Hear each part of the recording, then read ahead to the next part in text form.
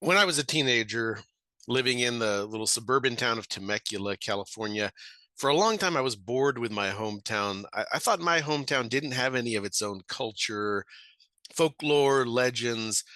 My friends and I, all of us teenagers, we complained a lot. We called it suburban hell. We would always say, "Oh, this place is boring. This place is nowhere. Nothing ever happens here."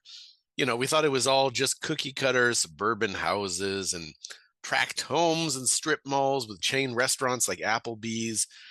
We thought there was nothing special about Temecula, and I thought that until after high school, I worked in a haunted restaurant.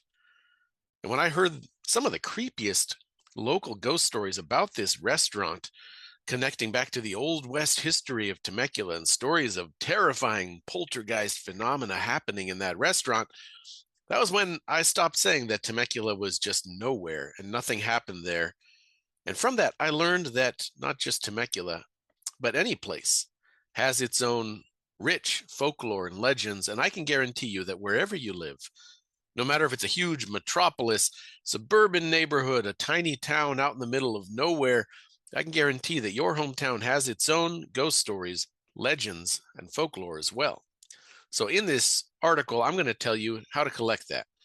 I'll tell you where to go looking for your local legends, how to approach people, how to collect ghost stories and legends and look for the history that really makes your hometown unique. And I'll tell you how to draw those up and write them into interesting stories that'll be interesting to read or to hear performed live if you're a storyteller. And we'll go into what's important about ghost stories. What else do they contain?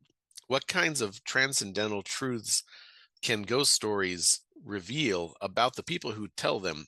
So, whether or not you even believe in haunted places or ghosts, I can guarantee that there are some really powerful truths contained in the folklore that's right out there just waiting for you to find it in your hometown.